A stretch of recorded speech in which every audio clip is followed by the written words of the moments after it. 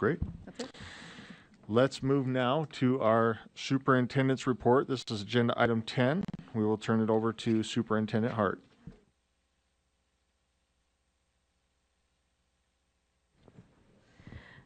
First, I have two people to introduce today. I'll do them one at a time.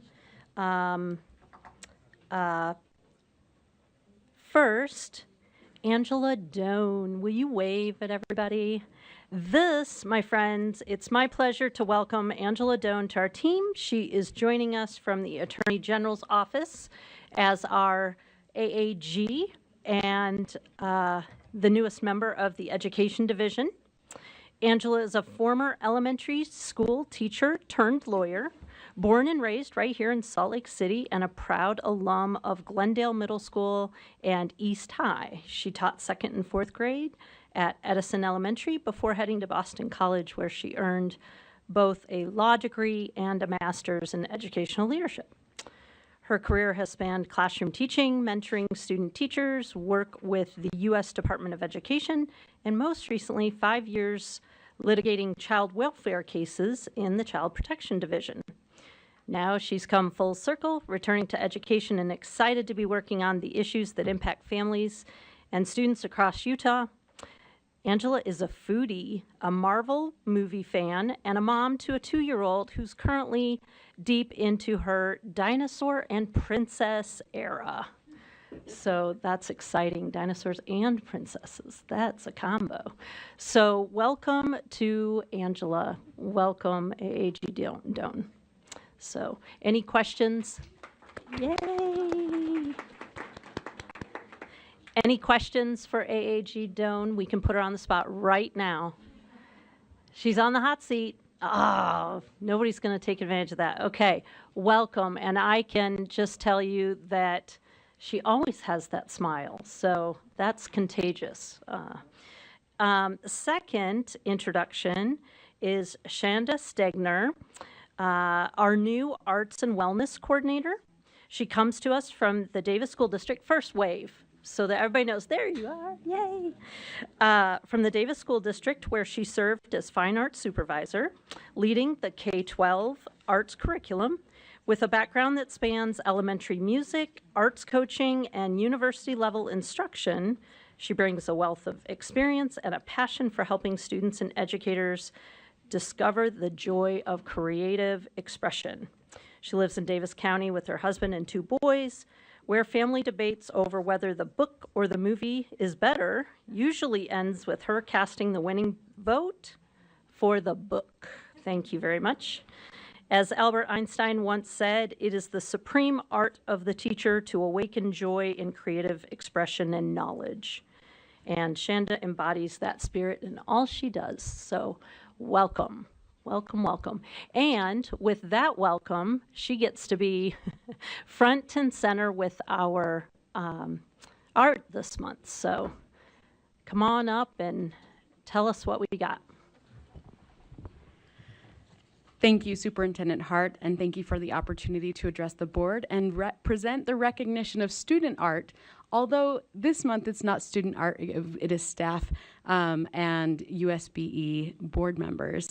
Again, my name is Shanda Stenger. I'm the new Arts and Wellness Coordinator, and I'm excited to be a part of the USBE team.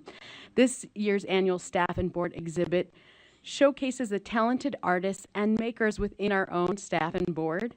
The work displayed ranges from a variety of mediums, as you can see, including printmaking, winning photographs, textiles, and paintings. We're going to start over here at my left with Scott Ross Kelly and his photographs from his world travels. We next have a painting by Andrea Curtin based on the legend of Timpanogos.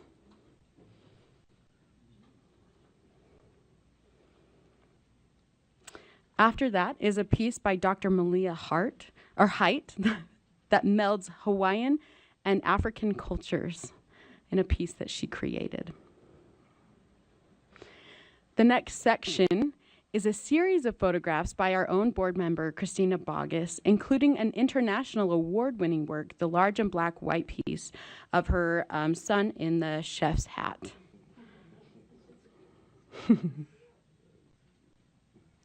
We then span over to my right, where you can see a painting by our own board member, Jenny Earle, which was inspired by the poem, The Warmth of Charity.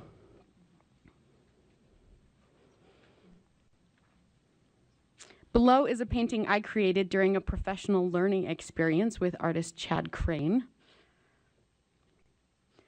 We then have a perler bead Batman creation created by David Vasquez. And you can see that in Jane Conway's office. If you aren't aware, she loves Batman. So anytime you need a Batman hit, you can go into her office. Below that is a photorealistic urban landscape painted by Quinn Kellis.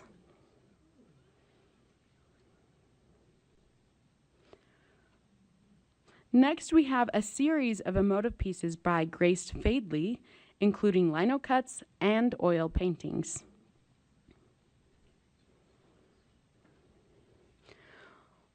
We'll then come next to our gold leaf gilded pet portraits painted by Liz Bunker.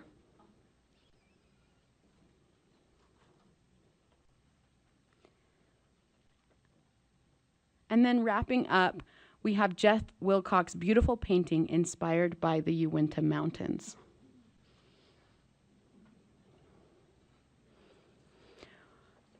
We want to invite you to please take a moment to read the artist statements because they help create that impact and some of the emotion behind what was created. Being an artist at any level is a lifelong pursuit. The importance of showcasing our own agency's artistic endeavors from across USBE is a message to all Utah students. Keep creating art. It can be a vulnerable space to share your artwork in a workplace, and we are so grateful for all those who participated, and we look forward to those who will participate next year.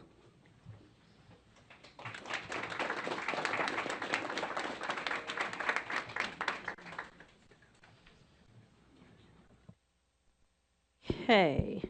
Next up, I wanted to, for my superintendent's report, I really wanted to think about information that would be informative to you and would be, perhaps helpful, at some level of helpfulness. So when I really thought about the work that we've done and what I wanted to report out on, it really fell into three different categories. One is really kind of a past, present, future, kind of a things we've finished and completed, things that we're working on, and things that are on the horizon that you might just want a heads up. So first up, really what I've been up to, a lot of speeches, a lot of welcomes to the school year, beginning of year activities, a lot of organizations wanting some time to explain, how their interest in education. And let me assure you, we have a state where education matters to so many different stakeholders in so many different perspectives, and they each bring their perspective to the health and welfare of our children in different ways, and it is amazing. So that has really filled my bucket, so to speak. One of the highlights was speaking to our first and second year dual immersion teachers who are just so excited to get the year started and so excited to teach in our dual immersion programs. We sometimes, I can only speak for myself, but it's easy to take that program for granted, and the doors that it opens for students and the opportunities and the lessons that students learn. And that is a really interesting group of people. You've got the Spanish program, you've got the French program, you've got German program, I know I'm forgetting some, but Chinese, there we go, thank you. Portuguese, oh gosh, I think there's another one, but did I not say French? Ah, ah. Anyway, and just imagine teachers from native speakers to those languages, all working together, different ages, elementary through high school. Now we have the bridge program, and really just really excited about the year ahead. So that was one of the highlights. Of course, we had the funding freeze that was totally unexpected. Kind of threw a wrench into my 30, 60, 90-day entry plan. And but then, of course, we then had the unfreeze. So, but I'm not going to steal Deputy Jones' thunder on that. He can share with you those details. And then we had the special ed conference, which this is another one that, as a practitioner, is a rite of passage to the beginning of the year. You know, the school year is starting when you get notification that it's time for the special education law conference. It was held on July 29th. It's now fully remote. Special educators, general educators, administrators, attorneys, parents were engaged in a full day of professional learning about special education law. 1,700 participants across Utah. 2 keynote presentation, accommodation considerations for students with disabilities, and a legal year in review. They also chose one of 2 strands of breakout sessions about hot legal topics, including discipline and dispute resolution. And that conference has been going on for 40 years. So we're really excited to have that continuing and a service to our field. What we're working on now is, I thought I would give you an update on some school safety items because there's been a real push to get those into the classrooms, into the schools as quickly as possible. First aid kits, we will need to, first we're working on requesting quotes. If we can select a vendor, we're going to proceed with that by the end of August. And if there's no vendors, then we do have to go through the RFP process. The blood control kits, the same thing. So, hopefully the end of August. If not, we'll do the RFP. That, will take, we can't really put a time frame on that, but we can go through that fairly quickly. The wearable panic devices, those are going to be posted up for 2 weeks. That 2 weeks will end August 19th. And then there's the evaluations and the final evaluations, and that award will be made no later than September 5th. So we'll get those in the dashboard or into the schools. The dashboard, we're going to start working on that in October. That's an October task. And the planning guide, there's a review committee, and then they have reviewed the proposals, and the contract is being finalized as we speak. So, and lastly, the SRO training, the admin training, that will require an RFP, and it is expected to be released in September. So those are, if you get questions from constituents, things are coming. They're coming at different rates depending on the process that we need to use, but it does have a very short timeline.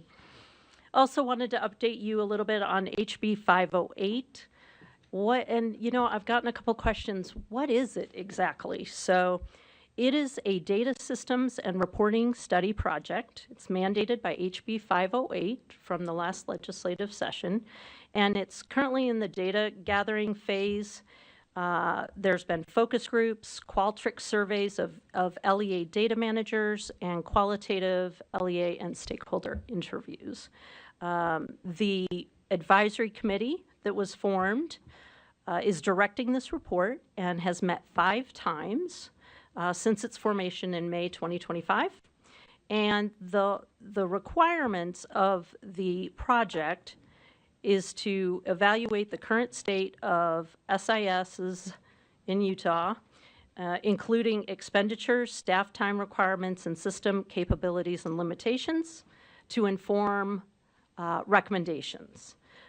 And as we talked about before, that report is due to the legislature by September 15th, but our own internal deadline is to have it to you before the September board meeting.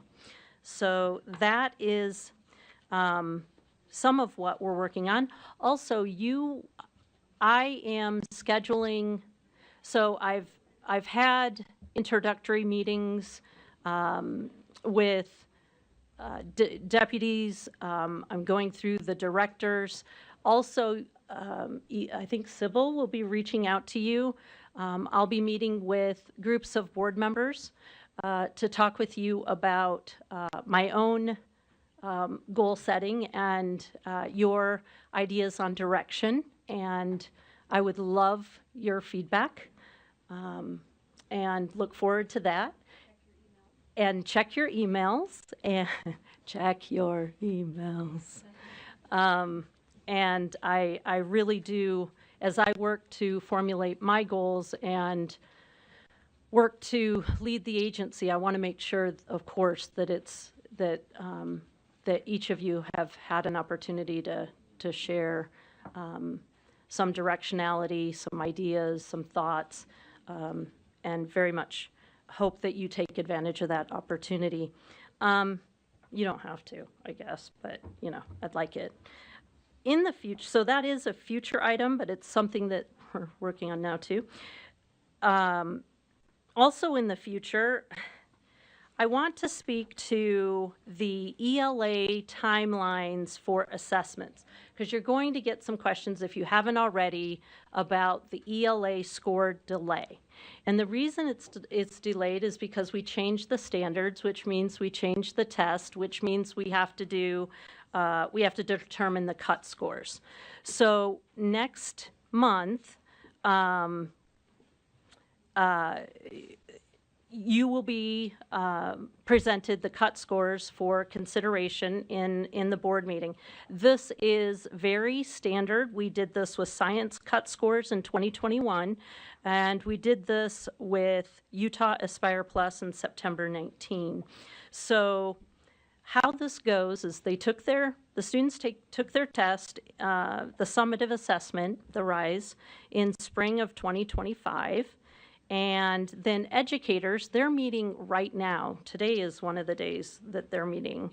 And they've been meeting for the past few days to review the student responses and determine where they would expect students are performing when they're proficient and above proficient, below proficient, or well below proficient in meeting the standards. And they review current assessment results, previous assessment data, just to cross-check and really be careful in that work, and to see if these cuts are substantially different or if they may have some continuity. And they discuss the following questions. Does the impact of the recommended cut scores seem reasonable? What are the implications of the cut scores? And they always are considering that cut scores recommendation should be based on content rationales. So what will happen after board approval? The vendor applies the cuts to the student assessments, and then results go to the schools in October. So that's when schools can expect those results. After that, then the USBE takes those scores and calculates growth. So that's not the end of the story. We still have to calculate that growth, and then those results go on the data gateway. And then the results from both proficiency and growth are applied to the school report cards. So this doesn't just happen in one step. The schools get the reports, they go, the growth scores are then calculated, then it goes on the data gateway, then it goes to the school report card. And at that point, the assessment results are used to identify both schools for school improvement as well as exit schools from school improvement. So I did get a status report today, and the testing vendor is extremely impressed with the educator thoughtfulness and contributions, and sounds like it's going very well. And our Utah teachers are once again making an impression on some folks. So that, I hope, gives you some information as people say, where are those test scores? It's a process that we have to go through. It isn't a haphazard process. It requires considerable thought and consideration, and you will be part of that process next month. The other thing, I know there's a lot of information out there about US DOE and what the federal government is doing. You know, we just have to be very, very cautious, very nimble. You know, at one point, we're probably going to have to consider the simplified funding plan, except then we hear, Senate didn't really take to it, and they aren't necessarily supportive of some of the things that were listed by the executive branch. So I can't really, I'm going to leave that to Deputy Jones and just tag you're it. There's really, as soon as you say we think we're making a step forward, then it seems to be a step back or a pause. So really, for other than, you know, the pause in the funding and then the unfreezing of the funding, please almost approach it with a grain of salt and just kind of ride that wave a little bit, because there's nothing certain coming out yet that we can hang our hat on and build policy off of, in my opinion. That's me talking. That's my opinion as a educational leader in the state. And I did have the opportunity to spend quite a bit of time with the other state chiefs at a convening, and I feel comfortable in saying that because they too, that's the message they're taking back to their boards and their staff and their legislators is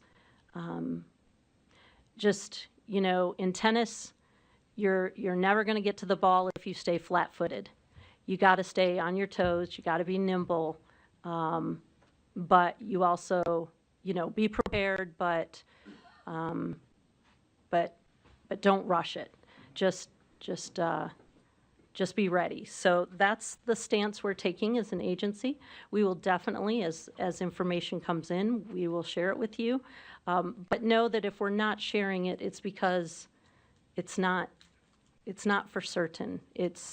There's just a lot of, I'd be sending out emails every, you know, time I heard a rumor, and that would exhaust anybody. I am really excited about the strategic plan weekend, retreat, what are we calling it? Workshop. And, oh, I love that word. I love that word because it implies action and it implies a product. And I cannot wait to see what this board comes up with. I'm excited because it provides me and the agency with direction, and that is that's what shapes our work. So very excited about that.